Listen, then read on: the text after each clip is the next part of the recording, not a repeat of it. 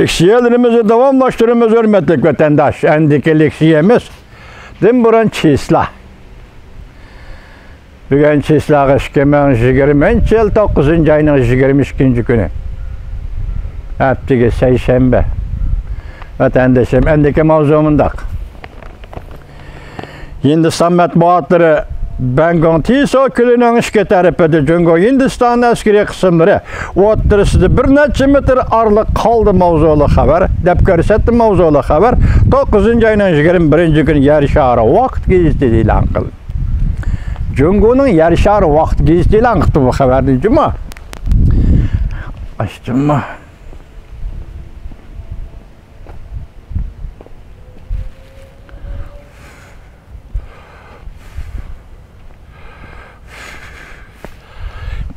Mikrofonumla açtım mı açmadım verip geldim vatandaşa geçirem.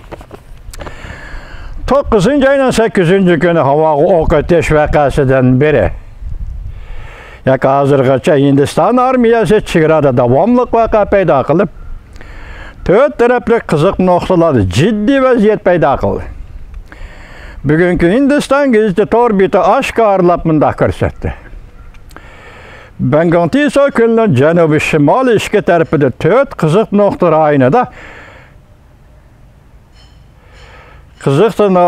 rayonida kurallangan tırnıgıca kurallangan Hindistan askerleri bilen Cungu askerleri otursa da bir neçe metreli aralıq kaldı. Hindistan gazeti haber kılıp mında körsetti. Bu rayonlarda havaga ok ateşi izbergen. Muşa ayının 5'de Cungu armiyası Bengal Tiso külünün şimali tarafıda 3. 4. numaralık noktada hareket kullandı. Neticede Hindistan armiyasının havaga ok çıkarışını keltirip çıkargan. Hindistan muritleri gazeti Hindistan her bir tarafının haberini nakıl keltirip mında körsetti. Cungu Hindistan harbiy vakilleri 20. günü 6. katımlıq söhbetke olturdu. Demek çığırada 6. katımlıq söhbetke olturdu. Söhbetin neticesi yani siz anlavatqa vaziyet gedek bulup oturdu vatandaş. Tünügünki haberim sizlerge yetkizgen baş vaziyet doğrusu haberimden hem de resmi mavzusu bilen bir anlatı yani bir katım azatlık armiya askerleri aldığın sepke evetildi. Yığlap zemberekimi bolmaymızdı işte. Cungu Hindistan tokunuşu örülmekte. Cungu askerleri her günü nosolki bilen arka sepki yötkelmekte. Demek yardar boğalanı nosolki bilen arka sepki yötkelmekte. 9. ayının 21. günü. Halkılık peytle. Bu haberini size yeni bir anlattım geldi de vatandaş geçiren cuma. Cungu'nun askeri kısımları aldığın kısapki berişten evvel yığız ağrı kılıp oturdu degen gibi vatandaş. Endilikte yeni bir haber. O ki Tayvan'ın Amerika turuşluk vekili Sumi Chin hanım Twitter'ı haber yazıp üzerine elçiyi de patıdı. Yani Tayvan'ın Amerika turuşluk baş elçiyi de patıdı. Limbap kötü patıdı bu cani vatandaşlar. Mavzulu haber 9. ayının 21. gün BBC'de ilan kılındı. BBC haber mundak başlandı. Tayvan'ın Amerika turuşluk vekili Sumi Chin Facebook makali yazıp mundak şendirdi. Ben Twitter'daki adresimde emilimni elçi de patıdım.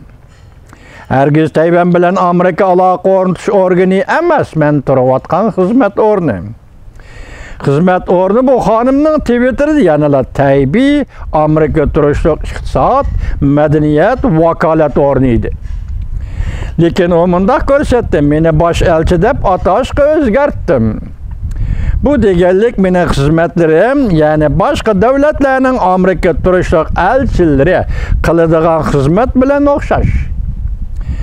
Meyçin hanım 21. günü düştüm burun Twitter'da yani bir katım İngiliz tili dışında söhbet bayan kıldı. Tahlilçiler mundak deyişdi. torbette ismini o'zgartib elchi deb atash Amerika tarafga aytib qo'yganmi yo'q? Bu fursat Amerika davlat mahkamasining 2 darajalik rahbari amaldori Tayvanni ziyorat qilayotgan fursatga to'g'ri keldi. Amerika Jungo munosabati jiddiylashib, xuddi tangshalgan taridek bo'lib turganda yana nurg'on siyosiy uchurlar o'ttirg'i chiqdi. Shuning uchun xonim 8-oyda bu xizmatga yetib kelgan edi. Demak, bu yerda qaltis gap bor ekanda, 8-oyda yetib kelgan edi. Xizmat kuchib bu so'zni qildi. Amerika nevlashman olimlari tahlil qilib BBC'ga mundaq dedi. Bu qatam Krashning, ya'ni Amerika Qo'shma Shtatlar davlat mahkamasining 2-darajalik rahbari Krashning amaldori Krashning Tayvanni ziyorat qilishi hamda Tayvan Amerika savdo suhbati hammasi prezident Tsai Ing-wenning ishonchlik odami Su Michingga xonimga munosabatli dedi. Demak, bu xonimning Qalsurolova xonim ekanda, bu Tayvanlik xonimning qaranga qo'rqmay Nyu-Yorkda turib bir vakolat o'rinda men Tayvanning elchisi deb hurmatli vatandosh.